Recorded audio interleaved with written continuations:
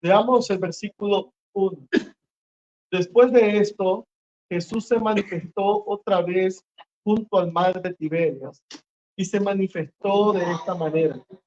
Estaban juntos Simón Pedro, Tomás llamado Dídimo, Natanael el de Caná de Galilea, los hijos de Zebedeo y otros dos de sus discípulos. Simón Pedro le dijo: voy a pescar. Ellos le dijeron: vamos nosotros también contigo. Y fueron y entraron en una barca, y aquella noche no pescaron nada. Cuando ya iba amaneciendo, se presentó Jesús en la playa, mas los discípulos no sabían que era Jesús. Y les dijo: hijitos, ¿tenéis algo de comer? Le respondieron: no. Y les dijo: echad la red a la derecha de la barca y hallaréis. Entonces la echaron y ya no podían sacar por la gran cantidad de peces. Entonces aquel discípulo a quien Jesús amaba dijo a Pedro: es el Señor.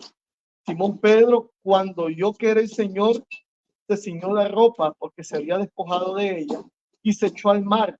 Y los otros discípulos vinieron con la barca arrastrando la red de peces, pues no distaban de tierra sino como 200 codos. Vamos a continuar. ¿Habían escuchado una historia parecida a esta? Hermanos, habemos otros miembros acá, ¿verdad? No estoy solo. ¿Hay otra historia parecida a esta?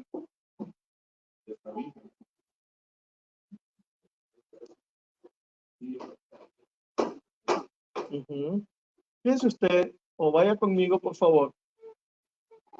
Vamos a leer otros pasajes. En Mateo capítulo 4, versículo 18, dice: mientras caminaban junto al lago de Galilea, Jesús vio a dos hermanos. Uno era Simón, llamado Pedro, y el otro Andrés. Estaban echando la red al lago, pues eran pescadores. Vengan, síganme, dijo Jesús, y los haré pescadores de hombres. Al instante dejaron la red y los siguieron. Y esta es la historia de Jesús cuando llama a sus discípulos. Sin embargo, vamos a darnos cuenta que en pasajes paralelos, como el de Lucas, entre otros, nos damos cuenta, por ejemplo, Lucas capítulo 5, vuelve a narrar esta historia.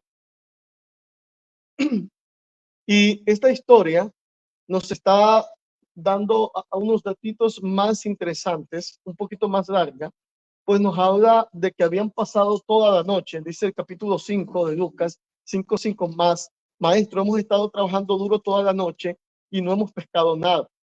Contestó Simón: pero como tú me lo mandas, echaré las redes. Son dos historias distintas. Esta que acabamos de leer en Mateo y en Lucas es cuando Jesús los va a llamar, les hace el llamado para que lo sigan. La historia de Juan capítulo 21 es cuando Jesús ya resucitó. Y después de la resurrección, los apóstoles están de pesca. Y otra vez se da el milagro de una pesca milagrosa. Ok, no nos vamos a centrar exactamente en la pesca milagrosa, sino en pequeños detalles. En el Evangelio de Mateo, cuando nosotros leímos Mateo 4, dice que estaban junto al lago. ¿De dónde? De Galilea. Juan capítulo 21 nos dice que estaba Jesús caminando y se manifestó otra vez junto al mar de Tiberio. Es el mismo lugar.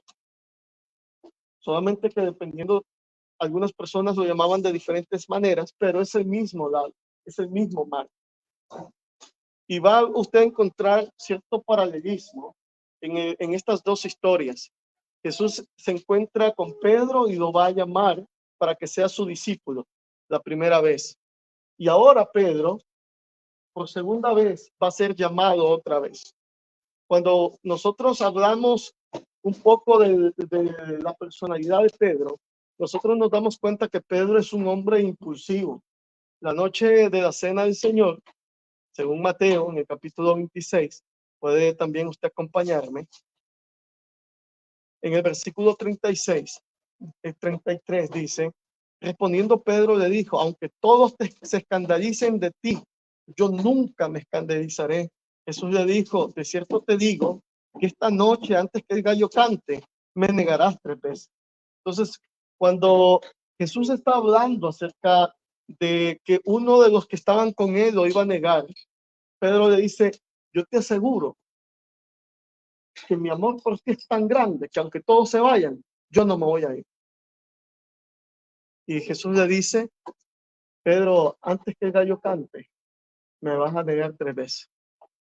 Entonces, este es un Pedro totalmente distinto, el que encontramos en Mateo capítulo 26, al que encontramos en Juan 21. Y estamos hablando de periodos de tiempo de días solamente.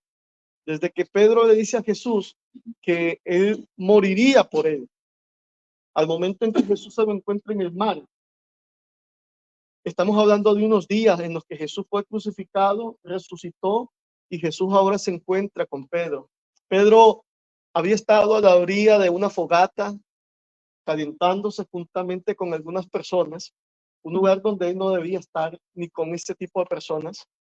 Y a Pedro, por última vez, alguien lo reconoce y le dice, vos también sos del grupo de este hombre. Claro, Jesús estaba por ahí cerca en la misma casa, estaba arrestado y lo estaban golpeando. Y Pedro ya la última vez, ya la tercera vez le dice, te juro que yo no lo conozco. ¿Y se acuerdan que Jesús les había dicho, no juren ni por el cielo, ni por la tierra? Y este dice, te juro que yo no lo conozco. Y lo negó la tercera vez. Y las miradas de ellos dos, la mirada de Jesús con la mirada de Pedro, se entreconectan, se cruzan miradas y Pedro se da cuenta de lo que Jesús le había dicho. Y dice que fue y lloró amargamente. Pero a lo que quiero que podamos llegar en el Evangelio de Juan, capítulo 21, vaya conmigo otra vez a Juan, capítulo 21. Entonces, estamos ante la historia, en la narrativa de un Pedro que ya negó a Jesús. Un Pedro que había renegado de su maestro, había pecado.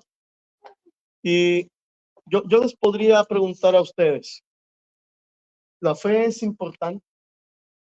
¿Nuestros credos son importantes o nuestras doctrinas en lo que creemos acerca de Dios? Sí son importantes. Pero esta historia nos va a ayudar a entender que más que doctrina y lo que nosotros creamos de Dios, nuestra relación de amor hacia Dios es mucho más importante. Y por eso, cuando leemos 1 Corintios capítulo 13, versículo 13, dice, ahora permanece la fe, la esperanza y el amor, pero el mayor de estos es el amor. Por eso les preguntaba qué palabra se le viene a la mente. Alguien dijo la fe, y es verdad, necesitamos crecer en fe, en sabiduría, necesitamos crecer, ser fortalecidos, pero sobre todo necesitamos crecer en amor. Y vamos a darnos cuenta por qué. Ahora les pregunto, ¿por qué creen ustedes que el amor es más importante? ¿Por qué la Biblia habla del amor como algo más importante?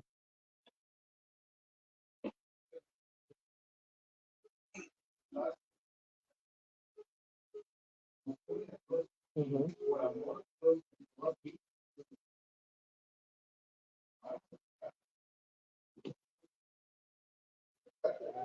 Ok. Ujú. ¿Y la fe? ¿Por qué el amor es mejor o es más grande que la fe? No digo que la fe no es importante, pero otra vez lo que creo y lo que pienso en contraste con el amor es más importante. La fe significa, yo puedo creer en alguien, puedo tener confianza en alguien, pero el día que esa persona me falle, yo pierdo la confianza de esa persona. Ese es el punto. Pedro había negado a Jesús 3 veces y juró no conocer. Y por lógica podríamos pensar que ni los apóstoles ni el mismo Jesús podía confiar en este Pedro, que había negado a Jesús 3 veces. Si es verdad, los otros corrieron, Jesús ya lo sabía, pero este dijo, yo voy a morir por ti, si es necesario. Y lo negó 3 veces. Entonces, Jesús, hermanos, estaba en todo su derecho de no confiar más en él por lo que había hecho, pero nunca dejó de amar a Pedro. Y eso es lo importante acerca del amor en contraste con la fe. Y vamos a darnos cuenta acerca de esto, porque otra vez en el versículo 9 nos encontramos, al descender a tierra, vieron brasas puestas y un pez encima de ellas y pan. Y Jesús le dijo, traed los peces que acabáis de pescar. Subió Simón Pedro y sacó la red a tierra llena de grandes peces, 153. Y aún siendo tantos, la red no se rompió. Jesús le dijo, venid, comed. Y ninguno de los discípulos se atrevía a preguntarle, ¿tú quién eres? Sabiendo que era el Señor. Vino pues Jesús y tomó el pan y les dijo, asimismo, y les dio, perdón, y asimismo del pez. Esta era ya la tercera vez que Jesús se manifestaba a sus discípulos después de haber resucitado de los muertos. Cuando hubieron comido, Jesús dijo a Simón Pedro, Simón, hijo de Jonás, ¿me amas más que esto? Y esa pregunta, hermanos, es importante. Y fíjense usted la forma en la que el narrador, en este caso el apóstol Juan, el versículo, la primera parte del versículo 15 dice, cuando hubieron comido, Jesús está dando su punto de vista, lo que él vio y lo que él escuchó. Dice que Jesús dijo a Simón Pedro, ¿cómo le llama? Juan, Simón Pedro, porque en el momento en que Juan está escribiendo este evangelio, ya ha pasado mucho tiempo, muchos años, varias décadas, desde que Jesús ascendió al cielo. Entonces Pedro para ese tiempo ya es un apóstol también reconocido y respetado, aunque Pedro haya negado a Jesús. Entonces, otra vez Juan le llama tal y como Jesús le había dicho, Simón Pedro. Pero mira usted la narrativa de Juan, cómo Jesús llamó a Pedro. ¿Cómo le llamó? Pero ya no le dijo Simón Pedro. Solo le dijo Simón. Jesús le había cambiado el nombre a Pedro o a Simón, ¿verdad? Le dijo, ya no vas a ser Simón, sino tu nombre será Pedro. Y le había cambiado su identidad. Pero ahora Jesús se dirige a este hombre, a este discípulo, no como Pedro, sino como Simón, en su nombre antiguo. Y dice, Simón, hijo de Jonás, ¿me amas más que a estos? ¿Más que estos? Esta pregunta es importante porque cuando leímos el Evangelio de Mateo capítulo 26, fíjese usted que otra vez el pasaje nos está diciendo que esto fue un poquito después de la resurrección. Pues un poquito antes de la muerte de Jesús, unos días atrás, durante la cena, fue cuando Pedro dijo, yo moriría por usted. Él sobresalía sobre los discípulos, se jactaba de su fidelidad. Y ahora Jesús está diciendo, ¿me amas más que estos? Y va a preguntar 3 veces. Mire usted el verso 16, volvió a decirle la segunda vez, Simón, hijo de Jonás, ¿me amas? Y el versículo 17 dice, le dijo la tercera vez, Simón, hijo de Jonás, ¿me amas? Y nosotros en español estamos leyendo, me amas, me amas, me amas, pero son palabras distintas en el idioma que ellos están hablando y está escribiendo Pedro. Y voy a poner un ejemplo muy común entre nuestro idioma, el español, y el idioma que algunos están tratando de aprender y otros ya aprendieron. La palabra en inglés para amor, ¿cómo es? Y para querer. ¿Mm? No, pero yo te quiero. ¿Cómo dices? ¿Mm?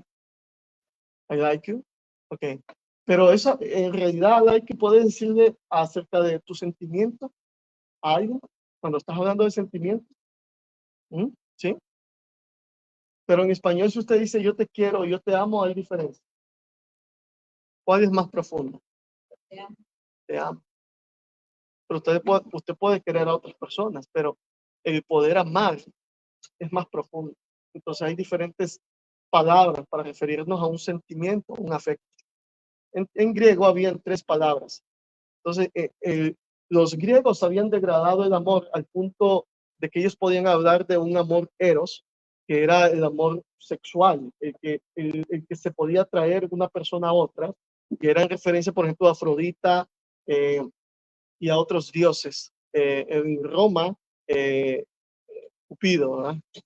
Para los griegos, Afrodita y Eros. Pero Jesús está utilizando la palabra amor, que es agapao. Cuando leemos Juan 3:16, dice que Dios amó al mundo.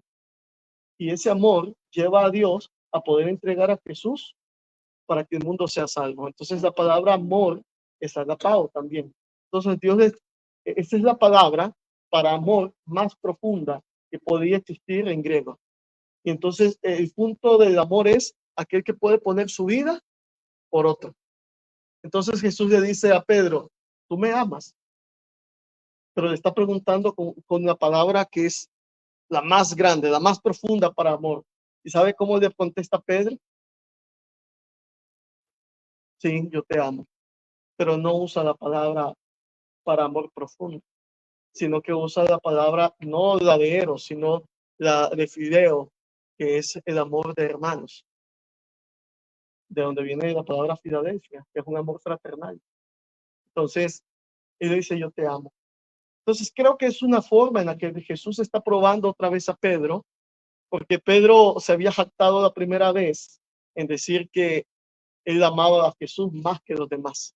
Y ahora Jesús, mire la pregunta que dice, ¿me amas más que estos? ¿Más que estos discípulos? ¿Tú me amas más que ellos? Y Pedro, ¿qué dice? Si yo te amo más que ellos. Eso dijo Pedro. ¿Mm? La primera vez, ¿cómo dijo? Sí, yo te amo, pero no dijo, yo te amo profundamente. No mencionó la palabra agapao, sino dice, yo tengo un afecto por ti, yo te amo a ti también, yo te quiero a ti. Tú sabes que yo te quiero. Eso es nuestro sinónimo en español, ¿verdad? Tú sabes que yo te quiero. Es lo que pudo haberle dicho. Es la palabra más cercana, haciendo diferencia entre yo te amo y yo te quiero. Entonces Pedro no dice yo te amo, sino yo te quiero. Tú sabes que yo te quiero. Entonces ya no le dice yo te amo, más que estos. El Pedro jactancioso, el Pedro soberbio, ya no es este Pedro. Este Pedro es distinto. Este Pedro cuida sus palabras y este Pedro tiene medida de humildad porque unos días atrás había negado a Jesús 3 veces y había quedado en ridículo ante todos al haber dicho que no iba a negar a Jesús. Ahora, mire usted lo que Jesús le dice. Cuando él le dice, yo te quiero, ¿qué le dice Jesús? Apacienta mis corderos. El versículo 15. Él le dijo, apacienta mis corderos. Y en el versículo 16, cuando Pedro vuelve a decir yo te quiero, le dice, ya no dice apacienta mis corderos, sino dice pastorea mis ovejas. ¿Cuál es la diferencia entre un cordero y una oveja? ¿Mm? ¿Cuál es la diferencia entre un cordero y una oveja? Es que no hemos ido de pronto muchos de mucho rancho o mucha finca, hermana, allá la señalan a usted.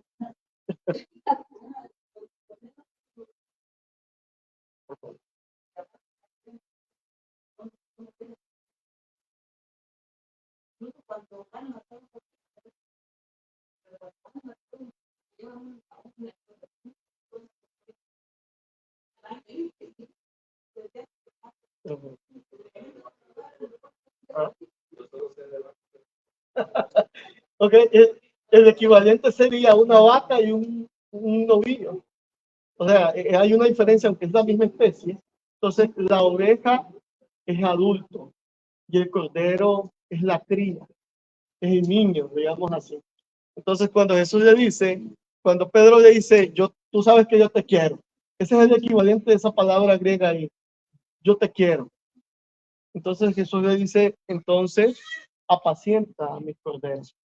¿Y qué es apacentar?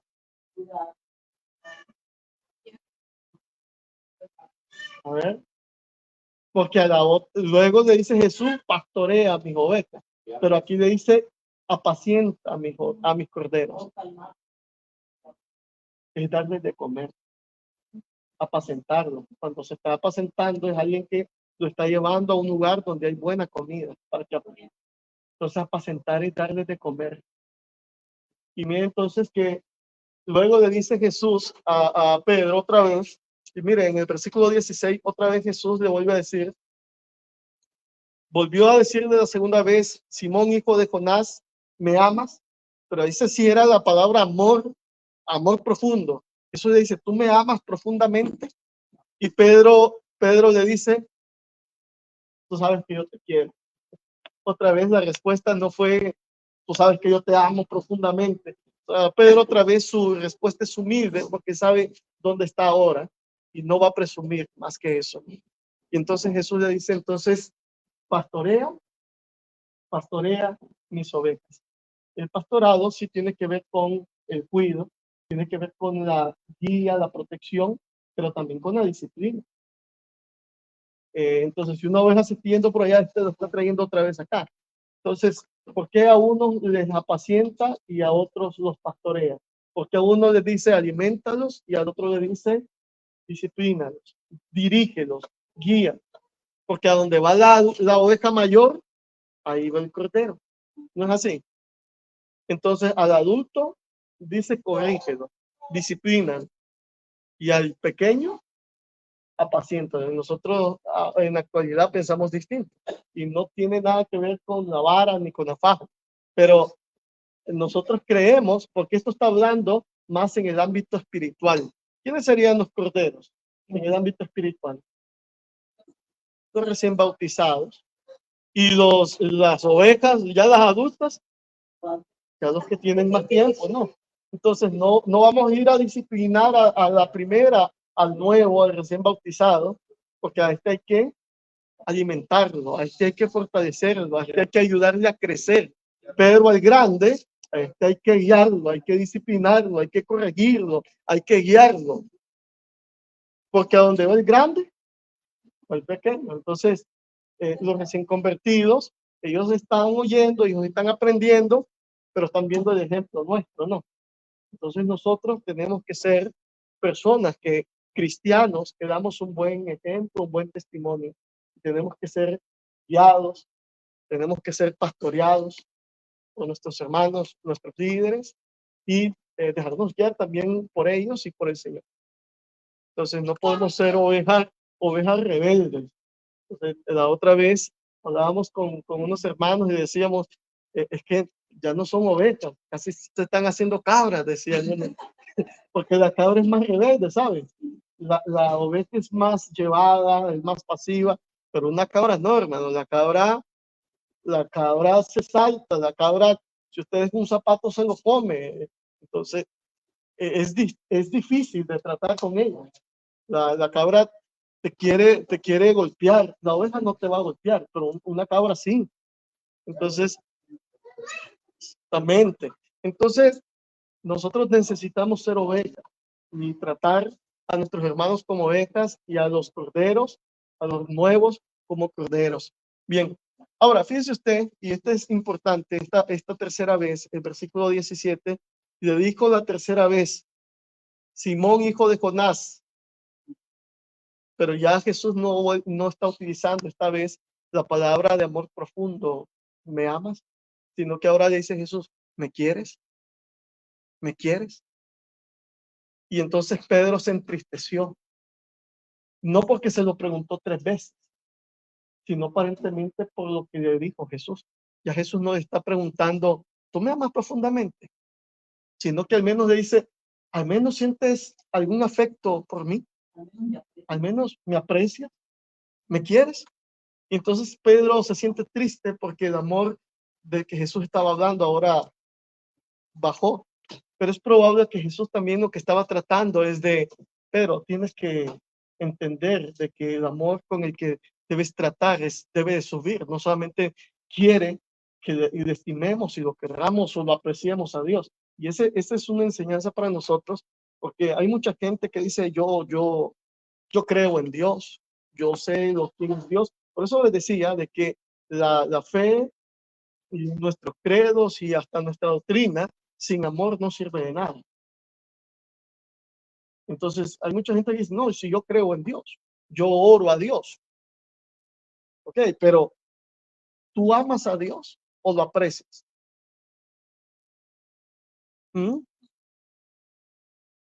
Porque cuando decimos yo amo a Dios, el amor del que está hablando Jesús acá es del que el que menciona él y dice que cualquiera, aquel que ama, el que verdaderamente ama, dice, pone su vida por su amigo. Y Jesús lo hizo. Mire usted que cuando Pedro estaba negando a Jesús, ¿qué estaba haciendo Jesús? Él estaba poniendo la vida por Pedro. Mientras Pedro lo negaba, Jesús ponía su vida por Pedro. Jesús caminaba hacia la cruz por Pedro. Entonces, ese es el amor del que habla Jesús. Y el amor del que Pedro le había dicho, Señor, yo te amo, hasta moriría por ti. Al final se evidenció de que sí lo amaba, pero no había crecido tanto como para poner su vida por Jesús verdaderamente. Entonces, dice que la tercera vez Pedro se entristece, ¿me amas? Y entonces la respuesta de Pedro es,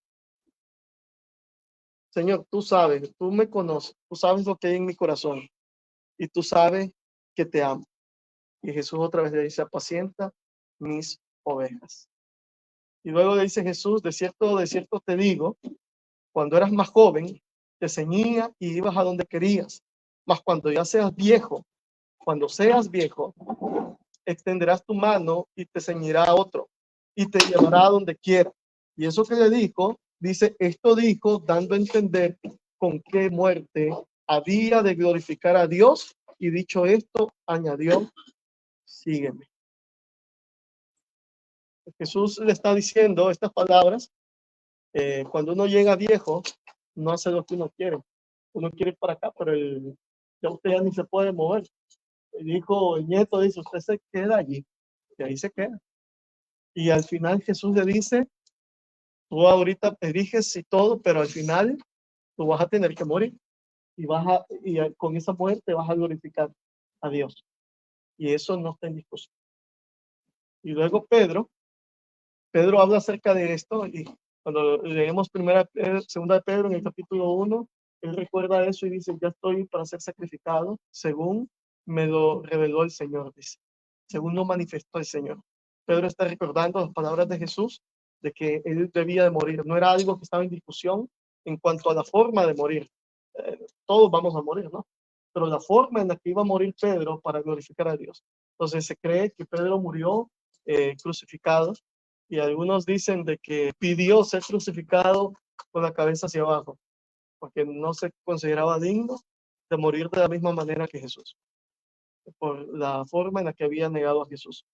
Entonces, es interesante el capítulo porque nos hace reflexionar mucho en nuestro amor a Dios y pone en manifiesto a veces que nosotros creemos en Dios, y es verdad, creemos en Dios, pero nuestras obras, nuestros hechos y la forma en la que nosotros, más que expresar nuestras palabras, es la forma en la que nosotros obedecemos o hacemos todo por Dios, es lo que en verdad al final resulta evidente y agradable para Él.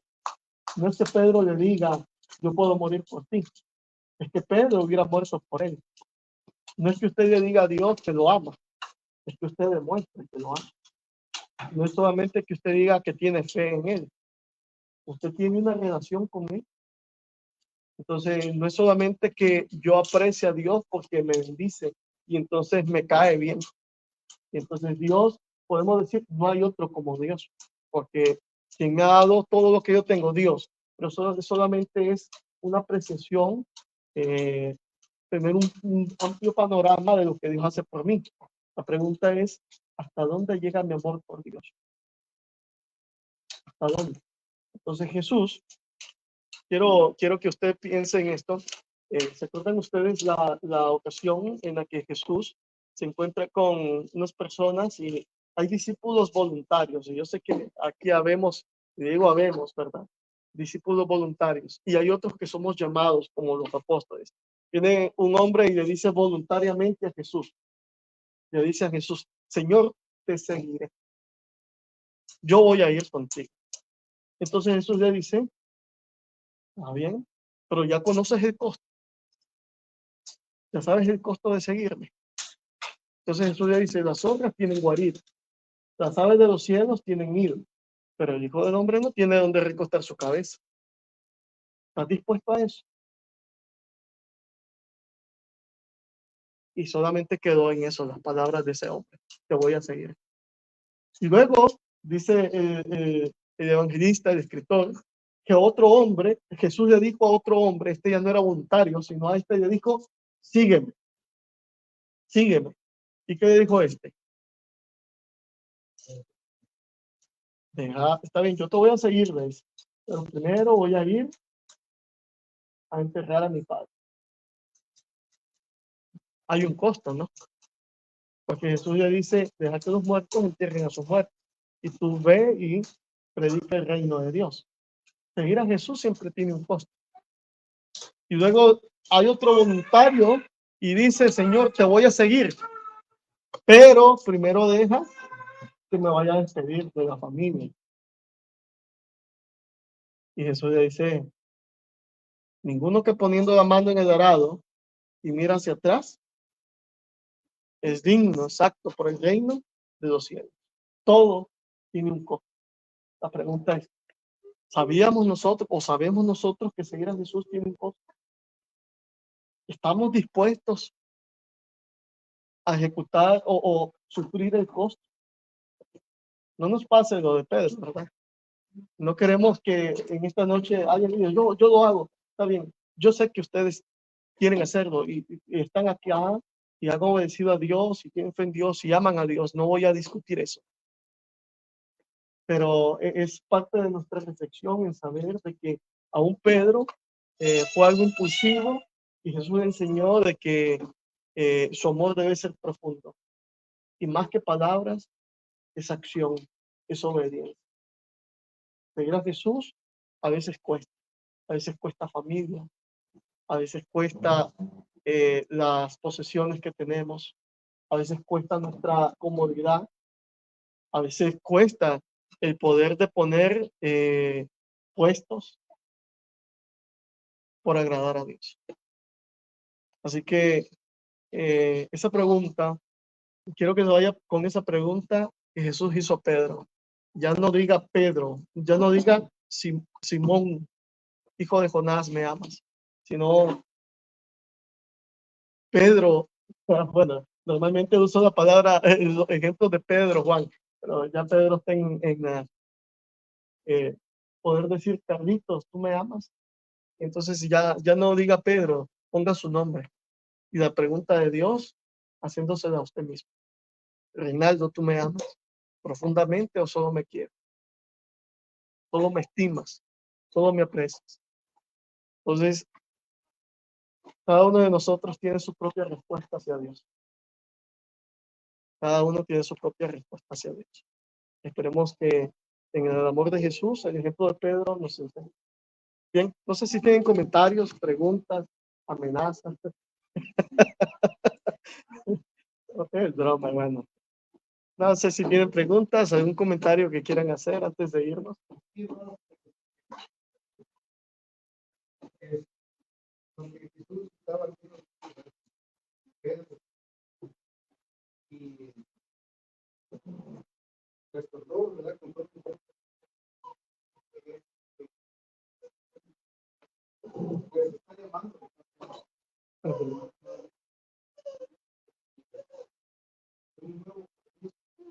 Muy bien, excelente.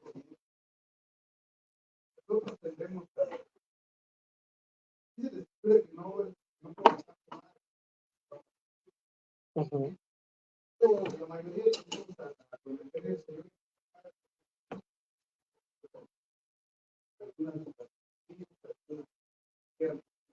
Ujú.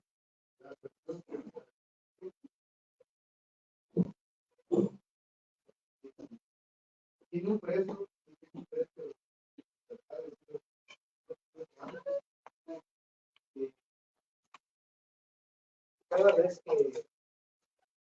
que recaiga ese amor, es que es donde es lo que el Señor dice, ¿verdad? En la primera carta escrita a las 7 iglesias, ¿verdad? Que ha perdido el primer amor. Entonces, la esencia pues, de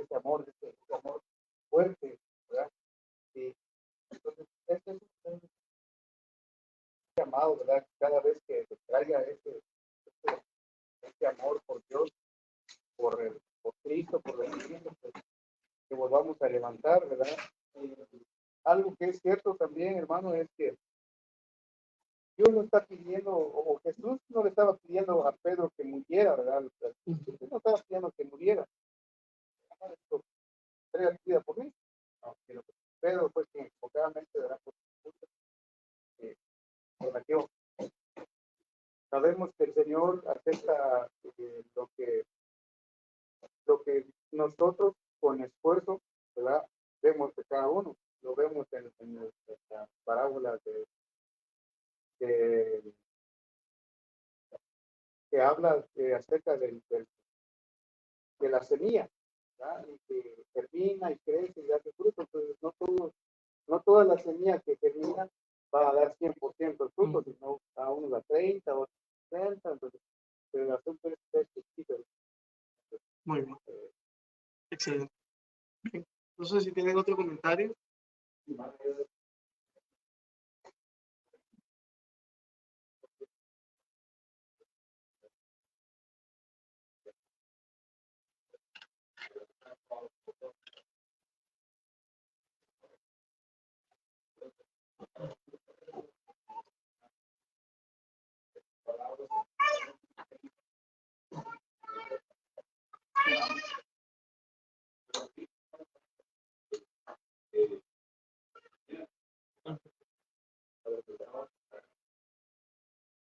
Exactamente. Amén. Sí, y a eso, a lo que han mencionado los dos hermanos, que son aportes muy, muy buenos, quiero añadir lo que es el carácter de Jesús. Y siempre lo he mencionado, de que la forma en la que miraba a Jesús y miraban los apóstoles eran formas distintas. Y eso lo deja notorio por ejemplo, en Juan 9, cuando dice que vieron a un hombre que era ciego de nacimiento y estaban discutiendo los discípulos si por qué era ciego, si había nacido ciego porque pecó él o sus padres. Eso es pero dice que ellos vieron. Pero el pasaje al inicio dice que vio Jesús a un hombre y Jesús lo vio de una forma distinta. Los discípulos vieron un tema teológico para discutir entre ellos, un tema interesante.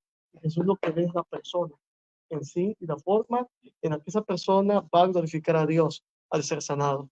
Entonces Pedro y la forma en la que, bueno, los discípulos, los otros apóstoles andaban con Pedro, está bien, pero Pedro sabe de que tras negar a Jesús, un maestro o un discípulo que ha negado a su maestro deja de ser discípulo, ya no es más discípulo.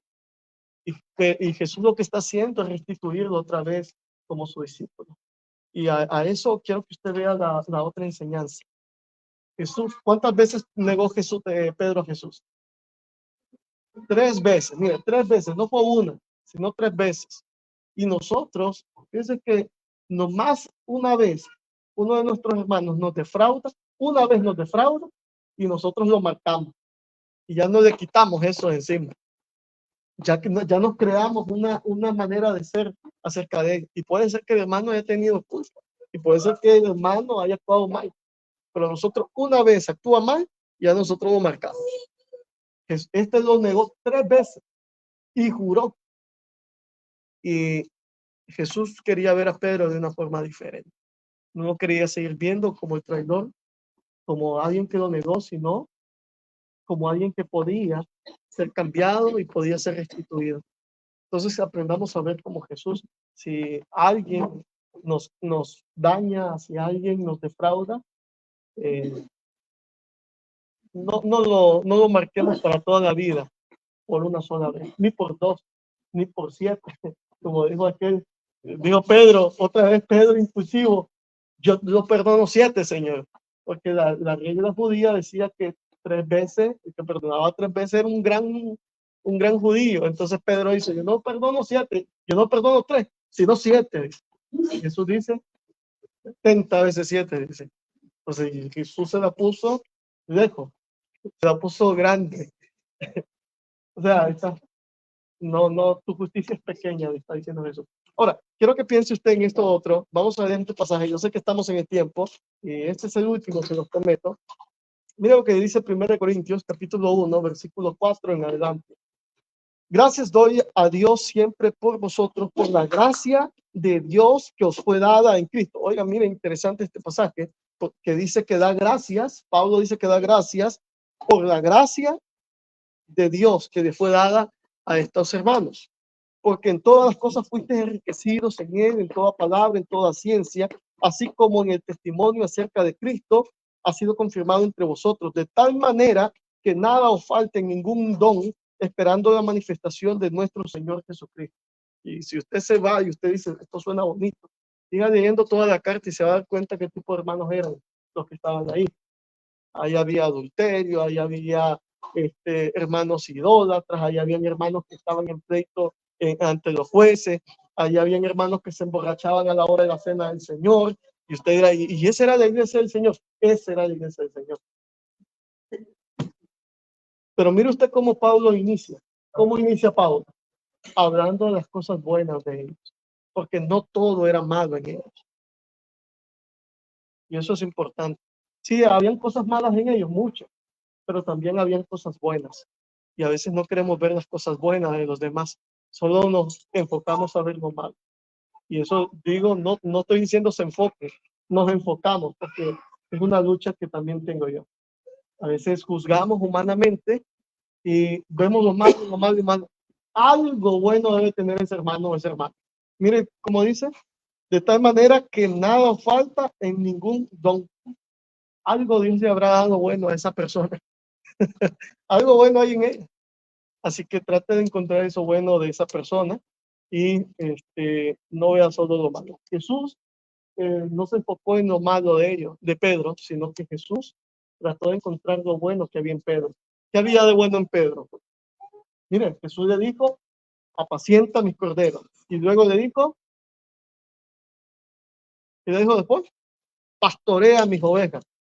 Jesús nos mandó a hacer un trabajo ministerial. Jesús vio en él capacidad. Jesús vio en él pasión. A pesar de que había cosas que fueron negativas en Pedro, Jesús está tratando de ver lo positivo en él. Había mucho que dar. Y claro, así es. Pero no lo dejó, no lo abandonó. Otro maestro de su época no va a buscar a ese discípulo. No lo va a buscar. Un discípulo que niega a su maestro, ese quedó muerto y enterrado. Jesús lo fue a buscar. Así que siempre tratemos de ver cosas positivas en los hermanos. Siempre hay algo positivo. Dios les bendiga, hermanos.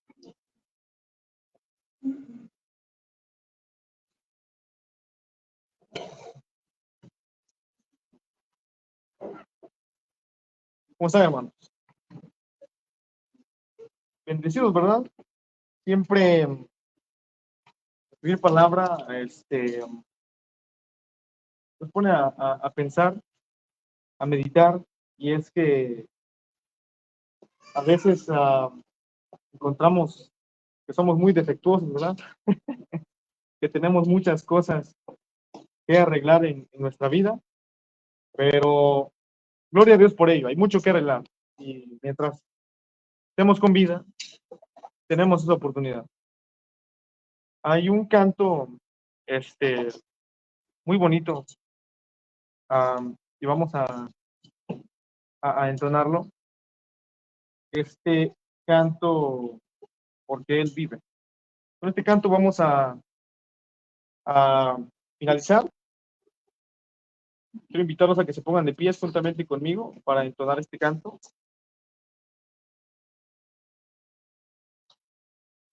Después de ello vamos a hacer una oración, y desde ya, si alguien tiene alguna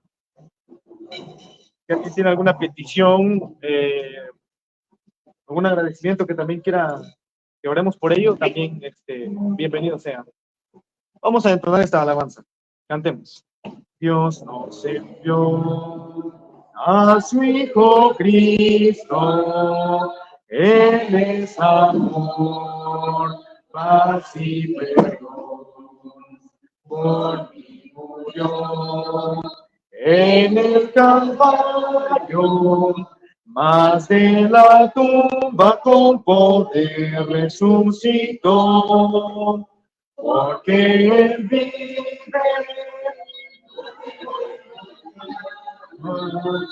Porque Él vive, seguro estoy, porque yo sé que el futuro es suyo, y que la vida vale porque Él vive hoy. Gracias de Él, a un tierno niño, precioso don que Dios nos da. Cuanto mejor, cuando Él recibe al Salvador y vida eterna gozará, porque Él vive, no temo mañana, porque Él vive, seguro estoy, porque yo sé que el futuro es suyo y que la vida vale porque Él vive hoy. Se acabará mi vida un día, enfrentaré porque mas Jesús, eres la gloria y reinaré con mi triunfante Salvador, porque Él vive, no temo mañana, porque Él vive, seguro estoy. Porque yo sé que el futuro es suyo y que la vida vale porque Él vive hoy. Amén. Vamos a despedirnos con una oración. Vamos a pedir a nuestro hermano César para que nos haga una oración. Si alguien tiene alguna petición, puede pronunciarse. Y, bueno, recordar, por favor, orar por su hermano Rafael. Él está enfermo y pues igual, gracias a Dios, está de vuelta con nosotros también. Ah,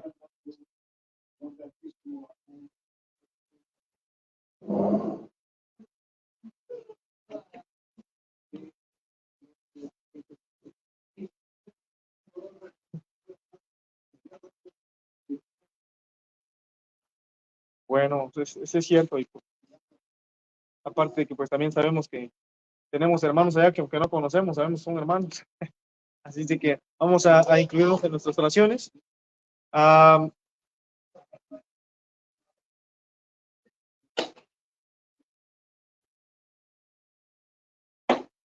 bueno, pues vamos a tenerlo también en cuenta.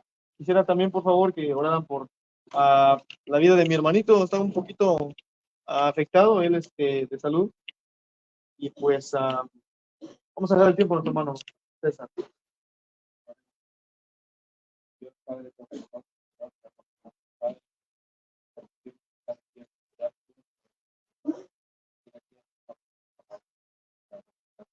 Dios, por todo que estamos aquí, también por todo que paz, perdón, Dios, ellos saben que dueño de todo el mundo y tenemos poder, vamos a hacer todo lo que podemos. Tú, por favor, medallas, color, poner, cualquier cosa, lleva personas ahora vamos a una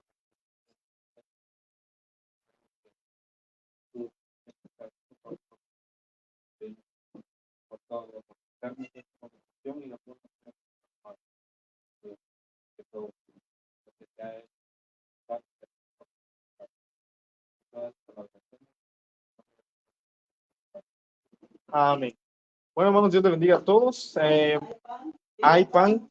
Quería, su hermana Elvira hizo mención en el grupo y pues, hermanos, si desean llevarse pan, ahí hay bastante. Dios les bendiga, hermanos. Que tengan una feliz noche.